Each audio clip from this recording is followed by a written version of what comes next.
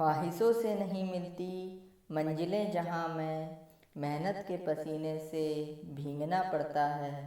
कुछ नहीं होगा कोसने से दूसरों को, अपने हिस्से का दिया खुद ही जलाना होता है। अपने हिस्से का दिया खुद ही जलाना होता है। जय हिंद। आज का हमारा टॉपिक है भारत के राष्ट्रपति। क्या आपने कभी सोचा है कि हम राष्ट्रपति के चुनाव में वोट क्यों नहीं देते? आखिर राष्ट्रपति का चुनाव किस प्रकार होता है और क्या आप भी राष्ट्रपति बन सकते हैं? तो इन सब चीज़ों को हम आज आसान भाषा में समझते हैं। तो आइए देखते हैं।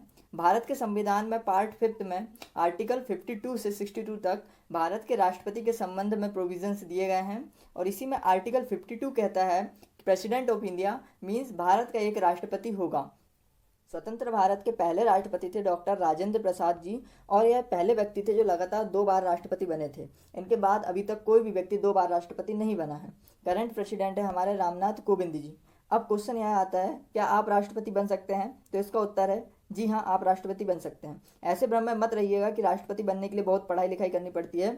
यह सब पढ़ाई लिखाई यूपीएससी वालों के लिए होती है जो मंत्री के नीचे काम करते हैं। मंत्रियों के लिए कुछ एजुकेशनल क्वालिफिकेशन नहीं है, बस राष्ट्रपति बनने के लिए नॉर्मल क्वालिफिकेशन लगती है। तो वो हम इस वीडियो में देखते हैं नॉर्मल क्वालिफिकेशन क्या लगती है। तो राष्ट्रपति की जो क्वालिफिकेशन है वो आर्टिकल 58 में दी गई है। और यदि अब हम एग्जाम्पल लेके समझें तो एक व्यक्ति है रोहन, यदि वो प्रेसिडेंट के इलेक्शन लड़ना चाहे तो उसे कुछ क्वालिफिकेशंस लगेंगी। तो वो क्वालिफिकेशंस देख लेते हैं। पहली है कि वो भारत का नागरिक होना चाहिए।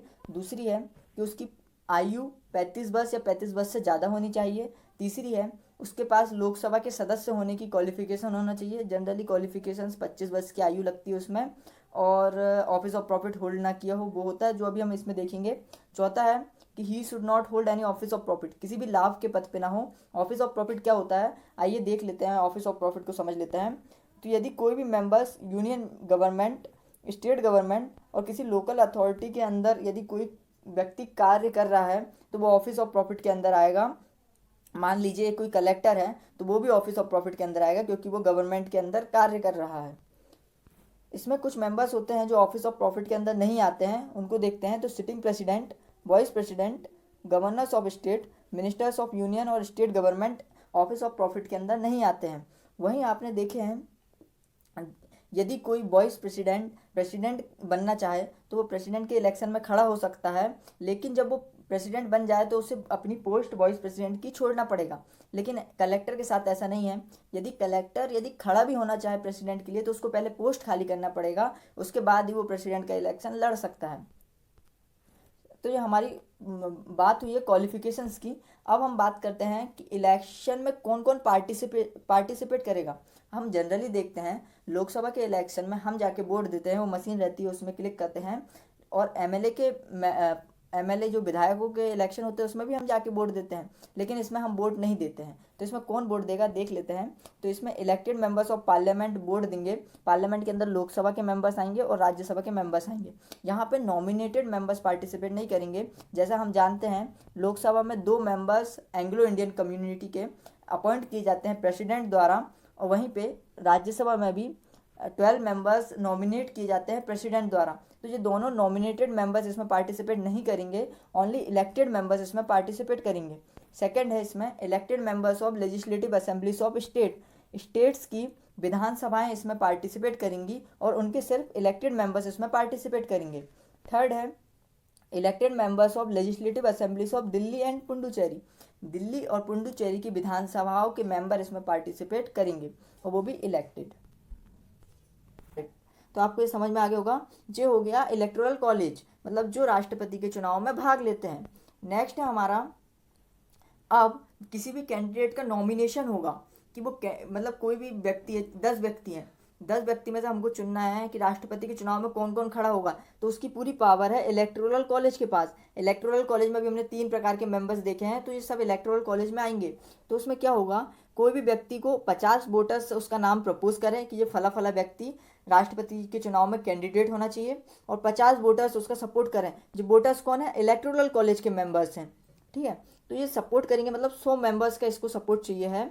यदि 100 मेंबर्स इसको सपोर्ट कर देते हैं तो ये कैंडिडेट बन जाएगा राष्ट्रपति के इलेक्शन के लिए। इसमें एक चीज़ बहुत इंपॉर्टेंट है, इसमें 15,000 का आपको security deposit reserve bank of India में जमा करवाना होता है, और ये सिक्योरिटी ऑफ डिपॉजिट आपको वापस कर दिया जाता है यदि आप 1/6 वोट्स प्राप्त कर लेते हैं टोटल वोट्स का। समझिए 10,000 टोटल वोट्स दिए गए हैं, इसका 1/6 आप निकालेंगे। इतने वोट्स यदि किसी कैंडिडेट को मिल गए हैं तो उसके वो 15,000 वापस हो जाएंगे। यदि इतने वोट्स वो प्राप्त नहीं कर पाता है तो वो आपके पैसे डूब जाएंगे। ये प्रोविज़न इसलिए रखा गया है कि कोई भी अनसीरियस कैंडिडेट फालतू खड़ा ना हो। अब हम देख लेते हैं इलेक्शन प्रोसेस। आपने नॉमिनेट कर दिए मेंबर को, कैंडिडेट बन गया हमारा। अब उसका इलेक्शन कैसे होगा, तो इलेक्शन से रिलेटेड प्रोविजंस दिए गए हैं आर्टिकल 55 में।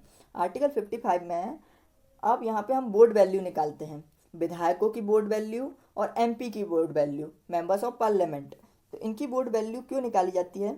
इनकी बोर्ड वैल्यू इसलिए निकाली जाती है कि डिस्क्रिमिनेशन ना हो, कि एमएलए की बोर्ड वैल्यू होल मतलब पूरे इंडिया के एमएलए की टोटल बोर्ड वैल्यू बराबर होना चाहिए एमपी की बोर्ड वैल्यू से। अभी हम देखते हैं कैसे होगा। तो एक एमएलए की बोर्ड वैल्यू कैसी निकाली जाती है वो देख लेते हैं। उस राज्य की टोटल जनसंख्या को भाग कर देंगे उस राज्य की विधानसभा में जितने इलेक्टेड मेंबर हैं। सपोज एग्जाम्पल से समझिए आप इसको, किसी एक राज्य है मध्य प्रदेश, उसकी पॉपुलेशन है 3,17,180। तो जो टोटल पॉपुलेशन है और उसमें मेंबर्स कितने हैं विधानसभा में, एमपी की विधानसभा में 230 मेंबर हैं।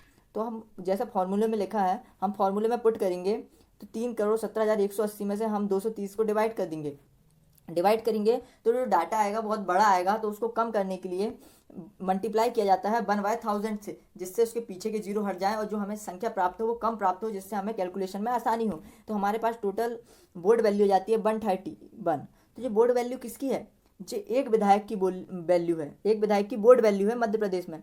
तो हमारे मध्य प्रदेश में टोटल विधायक कितने हैं? तो 230 विधायक हैं। तो 230 विधायक को हम इसमें मल्टीप्लाई कर देंगे तो हमें टोटल 230 विधायक की बोर्ड वैल्यू प्राप्त हो जाएगी। तो आप इसमें मल्टीप्लाई कर दीजिए 230 का, तो हमें टोटल बोर्ड वैल्यू मिल गई मध्य प्रदेश के विधायकों की, जो कि आ गई 30,130।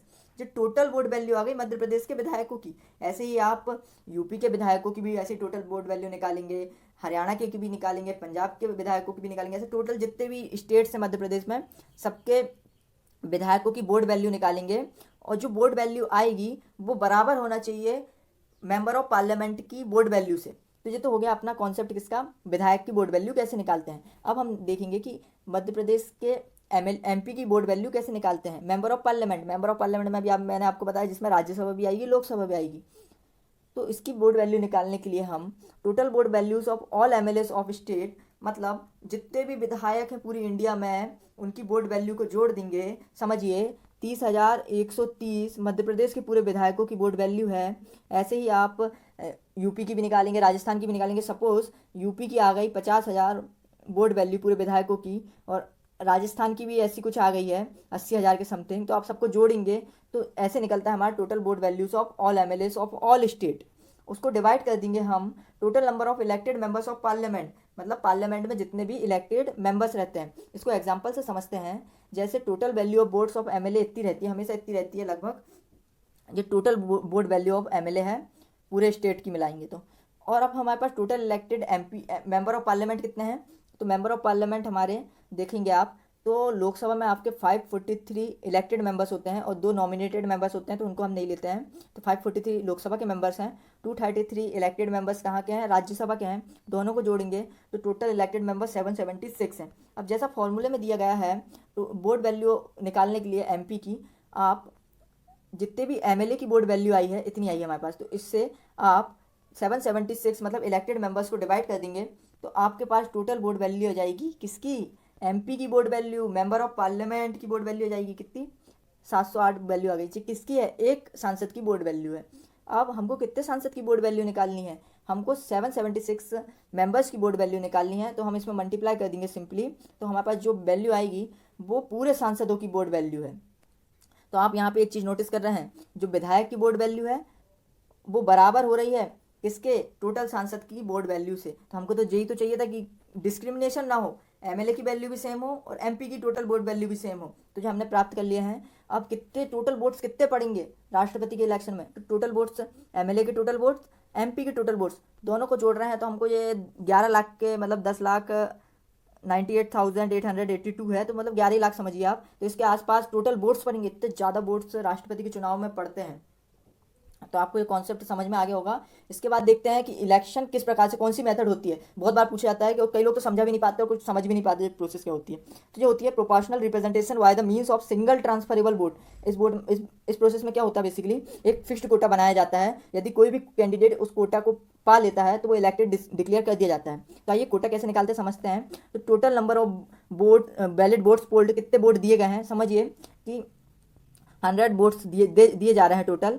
वैकेंसी कितनी है, टोटल वैकेंसी एक है राष्ट्रपति के चुनाव में, प्लस उसमें 1 जोड़ेंगे, प्लस यहाँ पे भी 1 जोड़ देंगे, तो हमारे पास टोटल कितना आ जाएगा 50 + 1, तो ये हो गया 51%।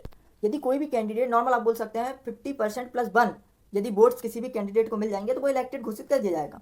अब यहाँ पे एक कॉन्सेप्ट आता है सिंगल ट्रांसफरेबल वोट। ये कॉन्सेप्ट इसलिए आया, यदि किसी भी कैंडिडेट को 50% + 1 वोट नहीं मिल पाए तो आप क्या फिजिकल इलेक्शन करवाएंगे, नहीं। तो इसलिए एक प्रोसेस आई है सिंगल ट्रांसफरेबल वोट, उसको समझते हैं। इसमें बेसिकली क्या होता है, आपको प्रेफरेंस देना पड़ता है अपनी पसंद के अनुसार कि आप किसको फर्स्ट प्रेफरेंस देना चाहते हो, और किसको सेकंड, किसको थर्ड, किसको फोर्थ, ऐसे जितने मेंबर हैं आपको सबको प्रेफरेंस देना पड़ता है। जैसे आपने देखे होंगे स्कूल की कॉलेज की काउंसलिंग होती है, तो आपको उसमें कॉलेज की प्रेफरेंस डालना पड़ता है कि आप पहले नंबर पर किस कॉलेज को डालते हैं, सेकंड किस कॉलेज को, थर्ड किस कॉलेज को, वैसे ही आपको प्रेफरेंस देना है। जैसे आपके 4 कैंडिडेट खड़े हुए हैं, ABCD, 4 कैंडिडेट इलेक्शन के लिए खड़े हुए हैं। आप वोट देने गए, तो आपको भाई लग रहा है कि ए अच्छा कैंडिडेट है, तो आप उसको फर्स्ट प्रेफरेंस दे देंगे। आप बोलेंगे बी अच्छा नहीं है भाई, अपनी पहचान करेंगे। सी पहचान का है तो उसको सेकंड, डी पहचान का है तो उसको थर्ड। अब भाई बी तो बिल्कुल अपन को पसंद भी नहीं है, तो अपन लास्ट प्रेफरेंस दो फोर्थ। ऐसे आप first, second, third, fourth preference दोगे। और अब फर्स्ट राउंड के वोट्स कैलकुलेट होंगे। सपोज मानिए 100 वोटर्स हैं, 100 वोटर्स में से फर्स्ट प्रेफरेंस ए को 40 लोगों ने फर्स्ट प्रेफरेंस दिए, बी को 30 लोगों ने फर्स्ट प्रेफरेंस दिए, सी को 20 लोगों ने फर्स्ट प्रेफरेंस दिए हैं, और डी को सिर्फ 10 लोगों ने फर्स्ट प्रेफरेंस दिए हैं। ABCD हमारे सभी कैंडिडेट्स को फर्स्ट प्रेफरेंस के वोट मिल चुके हैं। अब यहाँ पे क्या होगा, सब आपको दिख रहा है कि किसी भी कैंडिडेट को 50% प्लस वोट नहीं मिले हैं, 50% वोट नहीं मिल पाए हैं। तो अब क्या होगा, यहाँ पे जिस भी कैंडिडेट को सबसे कम वोट्स मिले हैं, सबसे कम लोगों ने सपोर्ट किए हैं, उनका वोट कैंसिल हो जाएगा। सिर्फ 10 लोगों ने वोट दिए थे इसको फर्स्ट प्रेफरेंस, तो इसका कैंसिल हो जाएगा। और अब जो 10 लोग हैं डी को फर्स्ट प्रेफरेंस दिए हैं, तो किसी ना किसी को तो सेकंड प्रेफरेंस भी दिए होंगे 10 लोगों ने।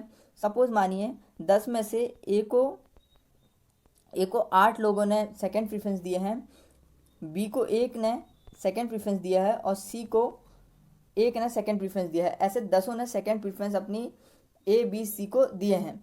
अब क्या होगा, इनका ये सेकंड प्रेफरेंस ट्रांसफ़र हो जाएगा फर्स्ट प्रेफरेंस के वोट में। तो आप ऐड कर दीजिए, ए के वोट्स हो जाएंगे 48, बी के हो जाएंगे 32 + 1 31, और ऐसे 21 इसके हो जाएंगे।